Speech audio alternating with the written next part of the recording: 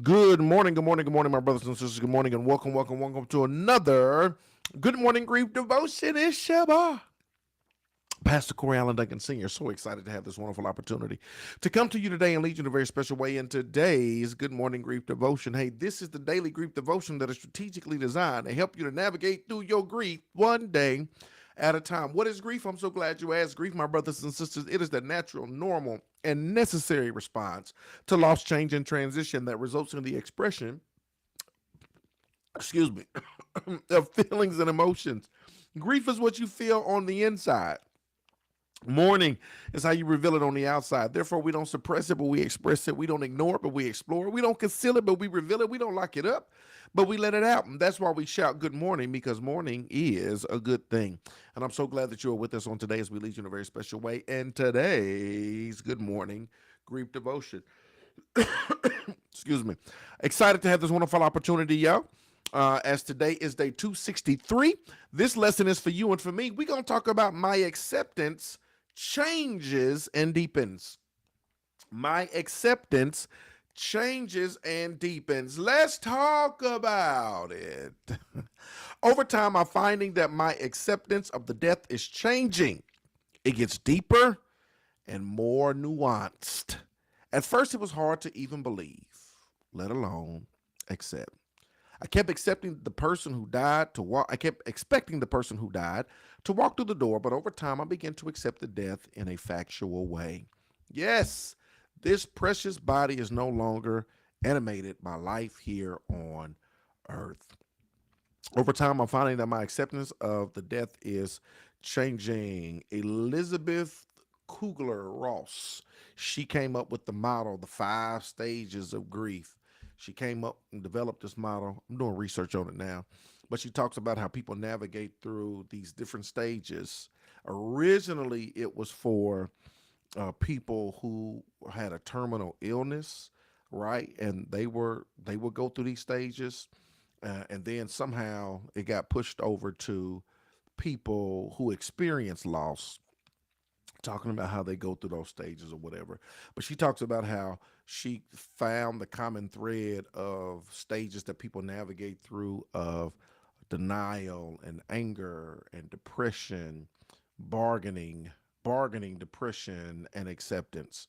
That acceptance is the final phase. That a lot of people who were given a terminal illness and they're given a month to live, 2 months to live, a couple of weeks to live, they navigate through those stages. Denial, they deny, like, no, this is not it. They get angry, right? Get angry with doctors, get angry with family members, they get angry with God, right? Then they start bargaining. They want to bargain. Well, if I do this, can I live? What if I did this? What if I do this? They start bargaining.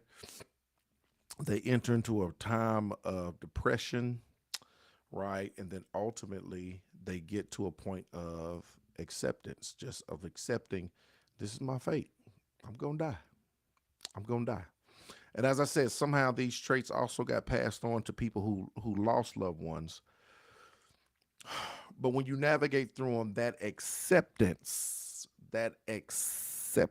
right? That acceptance being that phase of grief where we finally accept this is the reality of my situation.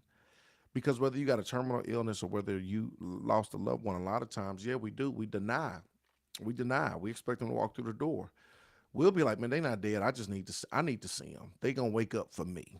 I've seen people say that. Nah, they not dead. They gonna wake up for me. People on their way to the hospital. They on their way to the house. They on their way to the scene. They're not dead. They gonna wake up for me, right? They're in this denial.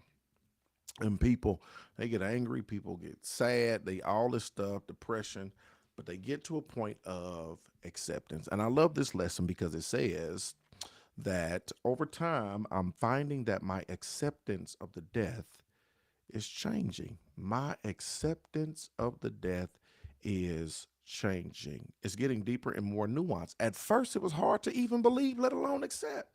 How many of us go through that? It's hard to believe, let alone accept.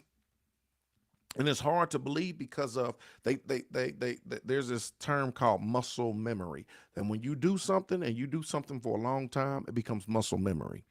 Steph Curry, greatest three-point shooter of all time, is muscle memory. When you shoot that many three-pointers, your muscles remember, your hand remembers, your arm remembers the motion. It becomes muscle memory because that's all I do. That's all you do. You do it so long. There's so many of us that do muscle memory, right? I'm a barber by trade. Yeah, I've cut hair for over 30 years. It's muscle memory, right? Cutting somebody's hair, shaping somebody up. It's muscle memory. I was trimming my mother hedges a couple of months ago. Muscle memory, just like cutting hair, right? It's just like cutting hair.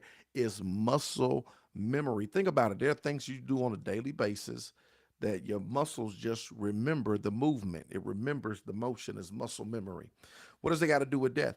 Because if you could understand the dynamic of muscle memory and how you get a routine and your muscles remember doing something over and over and over again, a lot of times it's hard to get to a point of acceptance, not because of muscle memory, but just because of we develop a memory or a rhythm with this person, talking to them every day, seeing them every day, going out, events, this, that, and the other. So we become so accustomed with our lives being intertwined with the lives of the decedent. We become so unaccustomed with our lives being intertwined with the lives of this other individual that when that ceases and it's time to continue to continue with the rhythm in which we've continued in, and it becomes a reality that, oh my God, that's no longer happening. Man, it can make you feel some type of way. Muscle memory, cookouts. I would always cook out. We would always host. I would always cook out, right? So I would cook out and then in the garage, and I would cook out most of the times in my driveway. Don't come for me. And so I would sit in the garage, right, and cook out. Be right there in by the garage door, my grill, and I would sit in the garage and be out there, whether it's a TV or a table or whatever, and the cars would pull up. Cars would pull up. Cars would pull up. And after my father died, he died in December, so the first cookout was Memorial Day. And as I'm sitting in the garage and I'm cooking out, right, I'm used to that rhythm. I'm used to that muscle memory. I'm used to seeing that red Acadia pull up, right? And then that's when it hit me like, ain't gonna be no red Acadia pulling up today, right? Bam, right? Or even he died in December, early December. So Christmas, right? Christmas, that first Christmas, the first holiday, Pops is not at the table, right? And so we sitting at the table and there's an empty chair, right? And I've been used to this. I died, he was 33. So for 33 years, right? I've been used to this rhythm. I've been used to this. I've been used to him sitting at the table at this event. And bam, no longer there, right? It becomes a reality. That's when it really begins to set in, right? That sometimes we don't even want to think about it. We don't even want to accept it. We don't even want to believe it. But when you start to get, that's why I tell people, it's not the death, it's not the week leading up to the funeral, it's not even the funeral, right? Because the death, we shocked. We running on adrenaline. The week leading up to the funeral, we're trying to write out obituaries. We're running to get clothes and suits, and we're entertaining people at the house, and we're doing all of this stuff to keep us occupied. Phone calls, people are coming over, all of this stuff to keep us occupied. Then you have the funeral service, this big to do. And we get through that, y'all. It's not that stuff. It's after. It's after that. It's the week after when you get back into your routine and the loved one who is no longer there is no longer part of your routine. And that's when you start saying, what just happened? Like, did this really just happen? Because now you're back in your normal routine, and whether you call, you can't call them now. You pull up and show up. You want to show up. You go to the house. They're no longer there. You go back into the room. They're no longer there. You look over to the cubicle. They're no longer there. You look out front. That car is no longer there. So it's when you get back into your routine, muscle memory, and they're no longer a part of that rhythm, does it really start to sink in, right? Do you really start to feel the weight of their absence, right? Not when they die, not the week of the funeral. Mm-mm. It's when you get back into that rhythm. When everything is quiet and silent now, because people been all over at the house eating all the spaghetti and chicken and drinking all the soda pop. People have been you've been busy. It's been busy. You've been having traffic, big phone ringing off the hook. So many text messages you can't even answer them all. It's when everything goes silent. It's when it's when you get back into that rhythm. It's when you go back to work for the first time and you start the process. That's when it really begins to sink in, right? At first it was hard to even believe, let alone accept. I kept expecting the person who died to walk through the door. But over time I began to accept the death in a factual way. Yes, this precious body is no longer animated by life here on earth. Later, I found myself accepting the death more as a presence in my life. The fact of the death is a given that happened in the past, right? The fact of the death is a given that happened in the past. But now the emotional and spiritual reality of the death lives beside me each and every day. And I am still finding new ways of integrating it. This is so true, y'all. The fact of the death is something that happened in the past, but the emotional and the spiritual reality of the death, right? It lives beside me each and every day. And I'm trying to find new ways of integrating it. Here's the final thought. I will continue to work toward accepting the death and freeing myself to live until I die. I will continue to work towards accepting the death as well as freeing myself to live until I die.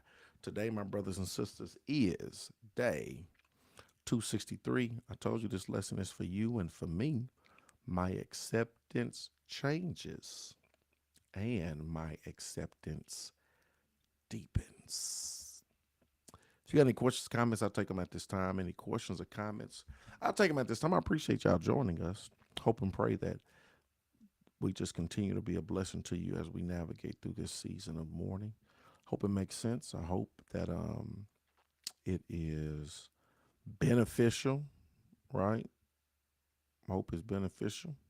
Hope it makes sense. Remember, small steps lead to great distances. We're going to continue to take small steps. It's going to lead us great distances as we navigate through this thing called grief. We're in this thing together, and I appreciate y'all. Y'allthebomb.com. Thank you, LaShonda Benton. I appreciate y'all. No questions. Look, I hope and pray y'all have a thriving Thursday. I look forward to joining y'all again tomorrow. I understand all of this very much. Thank you, Nikisha. You know what I'm saying? Yes. I definitely appreciate these. They make life easier. Thank you. Thank you, Miss Miller, pushing forward one step at a time. That's it. Take it one day at a time. That's it. Y'all in step, boy. Y'all are in step. That's all we can do. And the small steps, guess what? They lead to great distances. We just continue to take small steps. They're gonna lead us to great distances. I love it. I appreciate y'all. Love y'all. Y'all keep pushing forward. We gonna make it. Thriving Thursday. I'll see y'all next week. Tomorrow. See y'all tomorrow. Same time, same place.